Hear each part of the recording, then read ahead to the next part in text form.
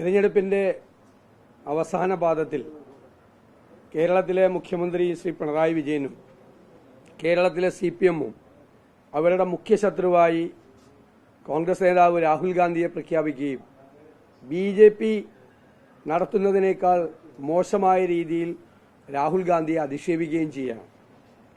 2019 ഇലക്ഷനിൽ CPM-ന്റെ മുഖപത്രമായ ദേശാഭിമാനിയിൽ ഒരു എഡിറ്റോറിയൽ എഴുതിയിരുന്നു.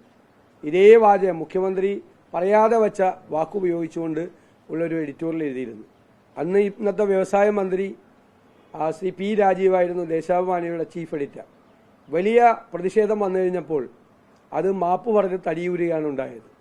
അന്ന് മാപ്പ് പറഞ്ഞ് സോഷ്യൽ മീഡിയയിൽ പോസ്റ്റിട്ട ആളാണ് ഇന്ന് മുഖ്യമന്ത്രിയുടെ പ്രസ് സെക്രട്ടറി ആയിരുന്നുകൊണ്ട് മുഖ്യമന്ത്രിക്ക് ഈ പ്രസംഗം എഴുതി കൊടുക്കുന്ന ആൾ. അപ്പോൾ ഇവരെല്ലാവരും BJP-യെ സന്തോഷിപ്പിക്കാൻ വേണ്ടിയിട്ടാണ് ഇത് ചെയ്യുന്നത്. BJP ഭയത്തിലാണ് മുഖ്യമന്ത്രി ജീവിക്കുന്നത്. BJP-യെ പ്രീണിപ്പിക്കാൻ വേണ്ടിയിട്ടാണ് രാഹുൽ ഗാന്ധിക്കെതിരായി നിരന്തരമായി കഴിഞ്ഞ 35 ദിവസമായി ആക്രമണം നടത്തിക്കൊണ്ടിരിക്കുന്നത്. ഈ തെരഞ്ഞെടുപ്പ് തുടങ്ങിയ അന്നു മുതൽ മുഖ്യമന്ത്രിക്ക് എപ്പോഴും അങ്ങനെയാണ്. കാരണം മോഡിയെ വിമർശിക്കാതിരിക്കാനുള്ള വഴികളാണ് അദ്ദേഹം അന്വേഷിക്കുന്നത്. 2022 പാർട്ടി കോൺഗ്രസ് കണ്ണൂരിൽ നടന്ന സമയത്ത് അവിടെ പങ്കെടുത്ത ദേശീയ നേതാക്കളെല്ലാം BJP-യെയും നരേന്ദ്രമോദിയെയും രൂക്ഷമായി വിമർശിച്ചിട്ടും അവിടെ നടത്തിയ പ്രസംഗത്തിൽ മോഡിയെ വിമർശിക്കാത്ത BJP-യെ വിമർശിക്കാത്ത ഏക CPM നേതാവ് ശ്രീ പിണറായി വിജയനായിരുന്നു. അദ്ദേഹം ഭയമാണ് അദ്ദേഹത്തെ ഭരിക്കുന്നത്. അദ്ദേഹം BJP-യെ ഭയന്നാണ് ഭരിക്കുന്നത്. നമ്മളൊരു എഴുത്തുകാരൻ എഴുതിയിട്ടുണ്ട്, കസവ് കെട്ടിയ പേടിത്തൊണ്ടന്മാർന്നു.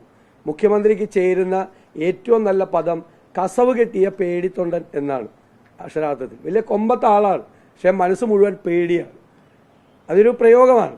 അങ്ങനെ ഒരു കസവ് കെട്ടിയ പേടിത്തൊണ്ടനായി കേരളത്തിലെ മുഖ്യമന്ത്രി മാറിയിരിക്കുകയാണ്. ഇവിടെ തെരഞ്ഞെടുപ്പിൽ നിങ്ങൾക്കറിയാം, ഇപ്പോൾ കണ്ണൂരിൽ 26-ാം തീയതി ഞങ്ങൾക്ക് നേരെ എറിയാനിരുന്നിരുന്നൊരു ബോംബ് CPM-കാരുടെ കയ്യിൽ വെച്ച് തന്നെ പൊട്ടിത്തെറിച്ചു. പിന്നെ വടകരയിലെ സ്ഥാനാർത്ഥി കൊണ്ടുവന്ന ഒരു നുണ ബോംബ് ചീറ്റിപ്പോയി. ഇപ്പോൾ ഇലക്ഷൻ സംവിധാനങ്ങളെ അട്ടിമറിച്ചുകൊണ്ട് അവർ ഇപ്പോൾ വീടുകളിൽ ചെന്ന് പോളിംഗ് നടത്തുമ്പോൾ ആ പോളിംഗിൽ ഇടപെടാൻ വേണ്ടി CPM ശ്രമിക്കുകയാണ്. ഉദ്യോഗസ്ഥന്മാർ അതിന് കൂട്ടുനിൽക്കുകയാണ്. ഞാൻ 2 പ്രാവശ്യം ചീഫ് ഇലക്ടറൽ ഓഫീസർക്ക് കത്തെഴുതി. ഒരു നടപടിയും ഇലക്ഷൻ കമ്മീഷന്റെ ഭാഗത്ത് നിന്ന് സ്വീകരിച്ചിട്ടില്ല. സുതാര്യമായിട്ടല്ല താഴെത്തട്ടിലെ ഈ വോട്ടെടുപ്പ് നടക്കുന്നത്. വീടുകളിൽ പോയി വോട്ട് വാങ്ങിക്കുമ്പോൾ സീൽഡ് ബാലറ്റ് ബോക്സിൽ സീൽഡ് കവർ വാങ്ങിച്ച സീൽഡ് ബാലറ്റ് ബോക്സിൽ ഇടേണ്ടതാണ്. ഇത് തുണി സഞ്ചിയിലാണ് ഇത് തൂക്കിക്കൊണ്ടുപോകുന്നത്. അതിന്റെ കൃത്യമായ പരാതികൾ കൊടുത്തിട്ട് പോലും യാതൊരു നടപടിയും സ്വീകരിക്കുന്നില്ല.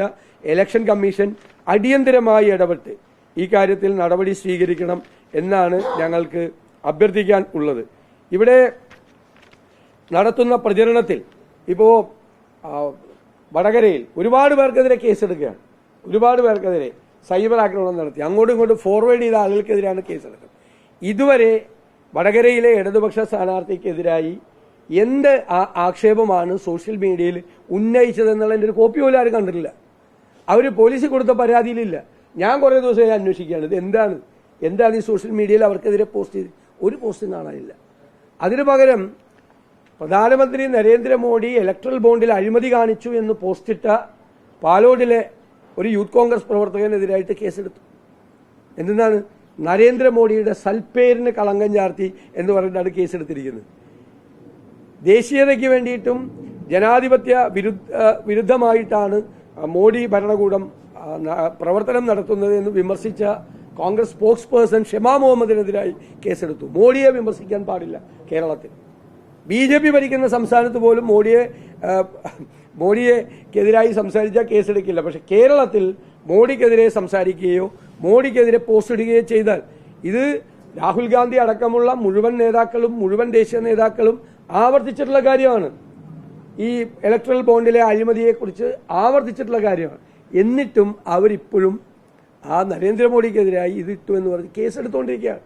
ഞാൻ കൊടുത്ത പരാതി 10ാമത്തെ പരാതിയാണ് ഞാൻ ഇന്നലെ കൊടുത്തത്.